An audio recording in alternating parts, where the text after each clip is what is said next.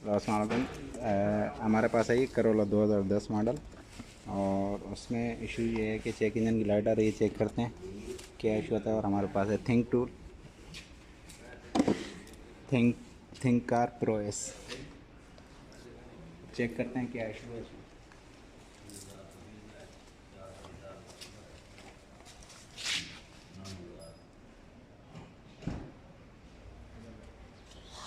वहाँ से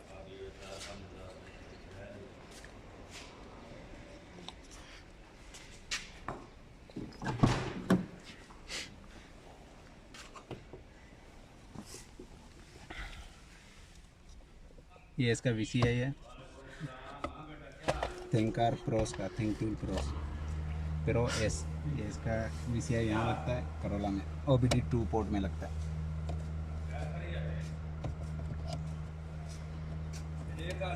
डबल आवाज आ रही भाई तूने डाल कर अंकल डाल बिल्लू डुल लगे ओए ना डबल आवाज़ में। हेलो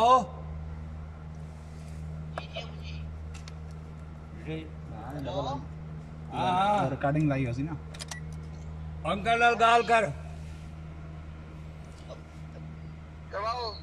हाँ, क्या हाल है? ठीक है जी, तो सुनाओ। अल्हम्दुलिल्लाह, तो सुनाओ। ठीक है। बताइए, भर में दोबारा डाउनलोड करना। अब इसमें दो ऑप्शन है डायग्नोस करने। दरवाजा बंद करो। इसमें दो ऑप्शन है डायग्नोस करने के, एक होता है इंटेलिजेंस डायग्नोस और एक होता है डायग्नोस। डायग्नोस में अगर जाते हैं तो मैनुअल आपको सेलेक्ट करनी पड़ेगी गाड़ी, और अगर इंटेलिजेंट डायग्नोस में जाते हैं तो ऑटोमेटिक ये विन पिक करेगा, गाड़ी का मॉडल वगैरह पिक करेगा, फिर उसके बाद ये आपको लेके जाएगा गाड़ी के सिस्टम्स में। हमने स्विच ऑन कर दिया है, गाड़ी की चेक लाइट आती है, कस्टमर की कंप्लेन है, देखते हैं क्या इशू है इसमें।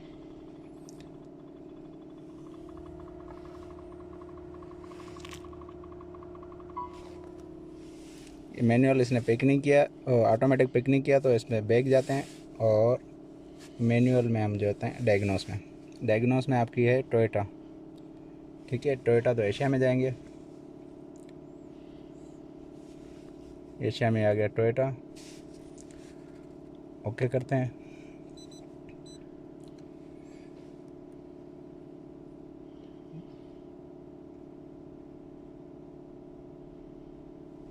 सिक्सटीन पिन 10 सेकंड लेगा। ये देखें, इसने मॉडल बता दिए, और इसे करोला या मैट्रिक्स है। हमारे पास है करोला, करोला को सेलेक्ट करते हैं।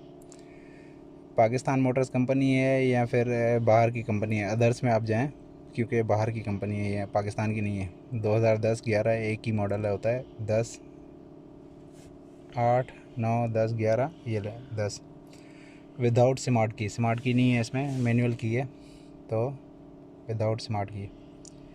एरिया सेलेक्ट करते हैं, इसमें एरिया कौन सा आता है जी, ओके सेलेक्ट किया। इंजन टाइप इसने बता दिया 3ZFF और 3ZZFE, गैसोलाइन पेट्रोल पे। अब इसको डायग्नोस करते हैं। यहाँ पर देखें पूरा सिस्टम आ गया, पूरे इसके जो पूरे सिस्टम है, मतलब जितने भी ECU लगे हुए हैं, जितने भी इसमें सिस्टम लगे हुए हैं, सब इसने बता दिया। अगर आप मैनुअल एक एक सिस्टम में जाना चाहते हो तो एक सिस्टम को क्लिक करोगे, जैसे हम लोग यहाँ पर एक सिस्टम को ECM को क्लिक करते हैं, फिर करते हैं हम स्कैन, ये ऐसे स्कैन करते हैं, देखें ऐसे। और एक और तरीका है इसका स्कैन करने का, यहाँ पर सेलेक्ट करेंगे OBD2 पे, यहाँ पर सेलेक्ट करेंगे, इसको हटाएंगे, यहाँ पर स्मार्ट स्कैन से ये होता है कि टोटल गाड़ी को ये स्कैन करेगा, पूरी गाड़ी को कम्प्लीटली, जितने भी इसमें सिस्टम लगे हुए हैं सबको स्कैन करेगा।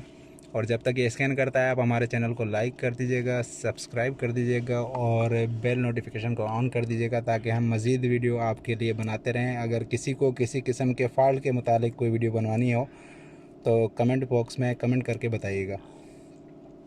अब यहाँ पर टोटल 10 फॉल्ट आ रहे हैं, 8 आ रहे हैं ECM में, CCS एक आ रहा है, EMPS में एक आ रहा है, और SRS में एक आ रहा है।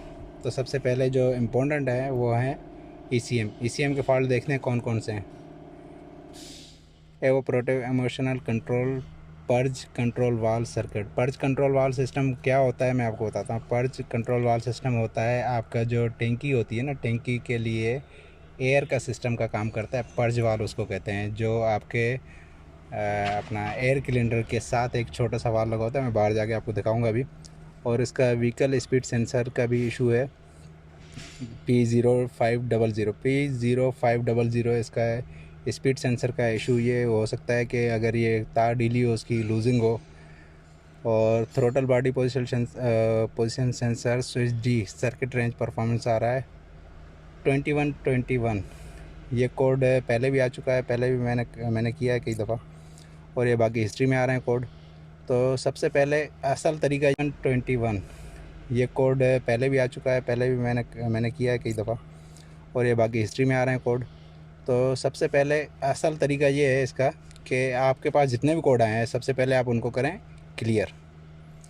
क्लियर करने के बाद अगर कोई कोड रह जाता है तो फिर आप उस कोड पे काम करें। अब हम क्लियर कर रहे हैं, फिर उसके बाद गाड़ी स्टार्ट करते हैं। स्टार्ट करने के बाद चेक करते हैं, अगर कोई कोड रह जाता है फिर हम उस पर करेंगे वर्क। तो कोड क्यों आते हैं? कोड आने की वजह ये होती है कि कोई काम करता है मैकेनिक का, तो काम करने के बाद कोई ग्रिप खोलता है, ग्रिप दोबारा लगाता है तो उसका कोड आ जाता है। वो कोड ख़त्म नहीं होता जब तक कि आप बैटरी की तार उतारो और दोबारा लगाओ ना, या फिर किसी स्कैनर से रीसेट ना करो, जब तक वो कोड रहते हैं। तो इसलिए हम अब सबसे पहले उन सबको करते हैं क्लियर करने के बाद फिर हम गाड़ी करते हैं स्टार्ट करने के बाद फिर हम चेक करते हैं कि अभी भी कोई कोड है या नहीं है।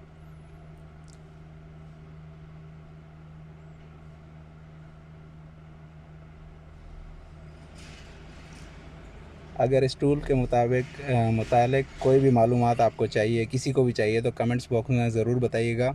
और हमारे चैनल को लाजमी से लाइक और सब्सक्राइब कर दीजिएगा। कमेंट सेक्शन में अपनी राय का ज़रूर ऐसा इज़हार कीजिएगा कि आपकी क्या राय है, हमें इस तरह की वीडियो बनानी चाहिए या कोई और वीडियो बनानी चाहिए, जिसको किसी फॉल्ट के मुतालिक वीडियो बनानी चाहिए। तो आप हमें मशवरा दे सकते हैं, बता सकते हैं, क्योंकि आप हमारी प्यारी सी ऑडियंस हो।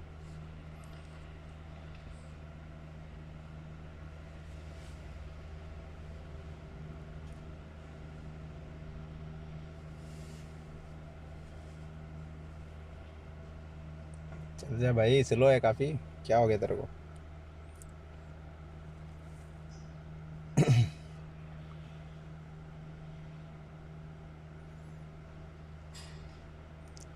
ई एम पी एस का मतलब ये होता है कि electric motor power steering. Electric motor power steering में जब कोड आता है, जब आपका जो है किलोमीटर का सेंसर काम ना कर रहा हो, या फिर कई और इशू भी हो सकते हैं। सबसे बेसिक जो चीज़ें होती हैं, बेसिक चीज़ें यही होती हैं कि आपने हार्नेस चेक करनी है, फ्यूज़ चेक करने हैं, ग्रिप चेक करने हैं, वायरिंग चेक करनी है, फिर उसके बाद आप किसी पार्ट पे जाके पहुंचते हो। सबसे पहले बेसिक जो चीज़ें होती हैं, फ्यूज़, कनेक्टर और वायरिंग, ये सारी चीज़ें चेक करने के बाद आपको फिर जाना पड़ता है उस इक्विपमेंट पे जो चीज़ बताती है। असल में कम्युनिकेशन जो करता है कैन लो और कैन हाई के थ्रू, ये कम्युनिकेशन करते हैं ईसीएम के थ्रू, और सेंसर को कोड मिलता है। फिर सेंसर अगर वर्क नहीं करता सही, अगर इक्विपमेंट आपका सही काम नहीं कर रहा, EMPS का मतलब ये होता है कि electric motor power steering. Electric motor power steering में जब कोड आता है, जब आपका जो है किलोमीटर का सेंसर काम ना कर रहा हो, या फिर कई और इशू भी हो सकते हैं। सबसे बेसिक जो चीज़ें होती हैं, बेसिक चीज़ें यही होती हैं कि आपने हार्नेस चेक करनी है, फ्यूज़ चेक करने हैं, ग्रिप चेक करने हैं, वायरिंग चेक करनी है, फिर उसके बाद आप किसी पार्ट पे जाके पहुंचते हो। सबसे पहले बेसिक जो चीज़ें होती हैं, फ्यूज़, कनेक्टर और वायरिंग, ये सारी चीज़ें चेक करने के बाद आपको फिर जाना पड़ता है उस इक्विपमेंट पे जो चीज़ बताती है। असल में कम्युनिकेशन जो करता है कैन लो और कैन हाई के थ्रू, ये कम्युनिकेशन करते हैं ईसीएम के थ्रू, और सेंसर को कोड मिलता है। फिर सेंसर अगर वर्क नहीं करता सही, अगर इक्विपमेंट आपका सही काम नहीं कर रहा, तो कोड बनता है, कंप्यूटर में स्टोर हो जाता है कोड ईसीएम में। अब देखते हैं ये ईसीएम पे, EMPS पे अटक गया है, देखते हैं क्या कहता है ये। काफ़ी देर लगा दी इसने तो। चल जा भाई स्टार्ट करते हैं यार।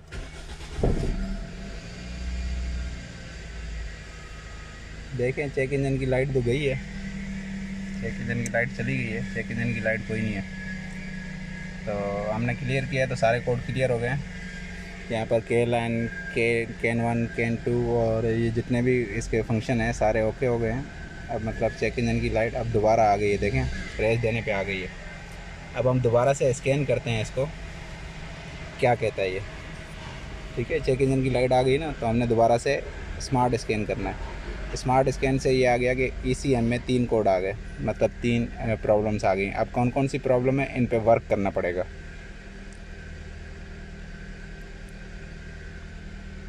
कैन 1 के थ्रू जो है ECM में ये फॉल्ट आया है। कैन 1 की लाइनिंग आप देख रहे हैं, इसका पूरा डायग्राम आ जाता है, यहाँ पर नक्शा आ जाता है। इस स्कैनर की सबसे बड़ी फ़ायदेमंद चीज़ ये है कि आप हर एक चीज़ में अलग अलग से जा सकते हो।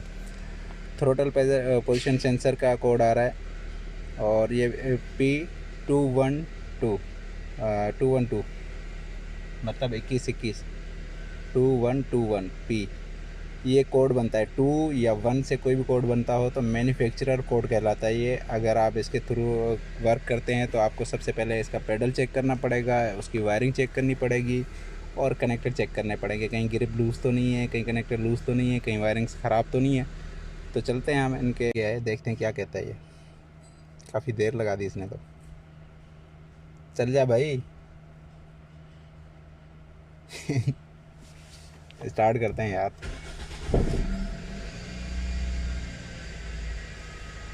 देखें चेक इंजन की लाइट तो गई है, चेक इंजन की लाइट चली गई है, चेक इंजन की लाइट कोई नहीं है।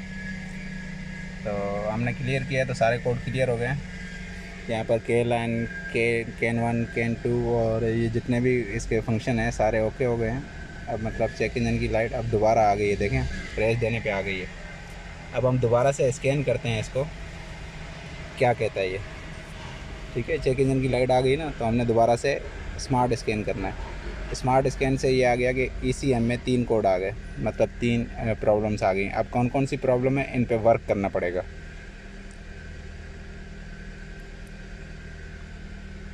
कैन 1 के थ्रू जो है ECM में ये फॉल्ट आया है। कैन 1 की लाइनिंग आप देख रहे हैं, इसका पूरा डायग्राम आ जाता है, यहाँ पर नक्शा आ जाता है। इस स्कैनर की सबसे बड़ी फ़ायदेमंद चीज़ ये है कि आप हर एक चीज़ में अलग अलग से जा सकते हो।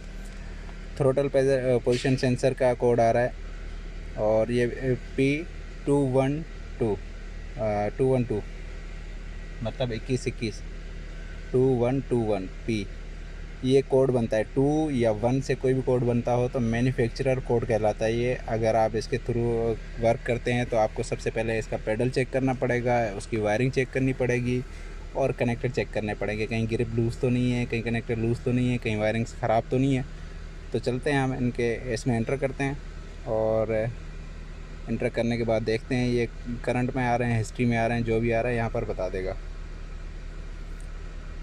ये देखें तीनों कोड करंट में भी आ रहा है, हिस्ट्री में भी आ रहा है और पेंडिंग में भी आ रहा है। इसका मतलब ये कोड गया नहीं है, हमने स्कैन किया, स्कैन करने के क्लियर करने के बावजूद नहीं गया। ये code throttle pedal position sensor switch D circuit range performance. D का मतलब ये होता है कि आप ये समझ लें कि आपका जो इसकी एक्चुएटर मोटर होती है ना थ्रोटल बॉडी की, वो कभी कभी अटकती होगी, जब भी ये कोड बन सकता है। आपका पेडल जो है नीचे पेडल पाँव वाला, वो भी अगर कहीं से ख़राब हुआ तो जब भी ये कोड बनता है। तो उसको चेक करने के लिए हम लोग रीड डाटा स्ट्रीम में जाते हैं, देखते हैं पेडल कितना वर्क करता है। तो हम लोग उठाएंगे यहाँ पर एक्सीलरेटर पेडल को,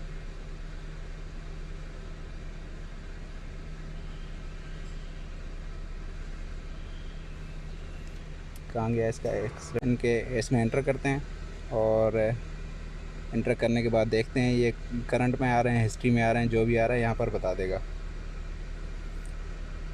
ये देखें तीनों कोड करंट में भी आ रहा है, हिस्ट्री में भी आ रहा है और पेंडिंग में भी आ रहा है। इसका मतलब ये कोड गया नहीं है, हमने स्कैन किया, स्कैन करने के क्लियर करने के बावजूद नहीं गया। ये code throttle pedal position sensor switch D circuit range performance. D का मतलब ये होता है कि आप ये समझ लें कि आपका जो इसकी एक्चुएटर मोटर होती है ना थ्रोटल बॉडी की, वो कभी कभी अटकती होगी, जब भी ये कोड बन सकता है। आपका पेडल जो है नीचे पेडल पाँव वाला, वो भी अगर कहीं से ख़राब हुआ तो जब भी ये कोड बनता है। तो उसको चेक करने के लिए हम लोग रीड डाटा स्ट्रीम में जाते हैं, देखते हैं पेडल कितना वर्क करता है। तो हम लोग उठाएंगे यहाँ पर एक्सीलेटर पेडल को,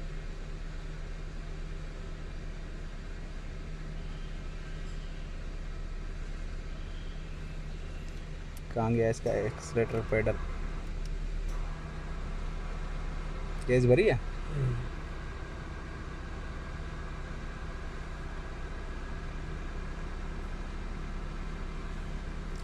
throttle position number 1, number S2 sensor, throttle position sensor, और इन पे जाते हैं हम लोग, यहाँ पर चेक करते हैं कि कितना काम कर रहा है। ये पेडल पुश कर रहा हूँ मैं, इनमें से देखें 2 काम कर रहे हैं, 1 नहीं कर रहा, उसके वोल्टेज नहीं बढ़ रहा। थ्रोटल सेंसर, इसका मतलब ये है कि आपका जो इशू है, आपकी थ्रोटल बॉडी में इशू है। थ्रोटल बॉडी सही तरह प्रॉपर वर्क नहीं कर रही, उसको सही वोल्टेज नहीं मिल रहा है या वो सही वर्क नहीं कर रही। तो इसको करते हैं बंद। गाड़ी को बंद करने के बाद इसके एक्चुएशन, पहले एक्चुएशन टेस्ट करते हैं इसका क्या कहती है। एक्चुएशन टेस्ट में क्या क्या है इसका, फास्ट स्पीड, इसमें थ्रोटल बॉडी का एक्चुएशन टेस्ट है ही नहीं, इंजेक्टर्स का वॉल्यूम वगैरह है। चलें देखते हैं, मैनुअल चेक करना पड़ेगा इसको। फिर मैनुअल में ये है कि आपको सबसे पहले इसका थ्रोटल पैडल चेक करना पड़ेगा। थ्रोटल पैडल का इशू है, थ्रोटल पैडल खोल के रिपेयर भी कर सकते हैं, और इसके अलावा आप थ्रोटल बॉडी का ग्रिप वगैरह भी चेक कर सकते हैं। देखते हैं, मिलते हैं थोड़ी देर में। इसका देख लें, चेक करते हैं इसकी जो ग्रिप है वो ग्रिप ठीक है या नहीं है ठीक। इसका ग्रिप बिल्कुल सही लग रहा है, परफेक्ट है। तो इसका पेडल खोलना पड़ेगा, पेडल खोलते हैं फिर चेक करते हैं क्या इशू है।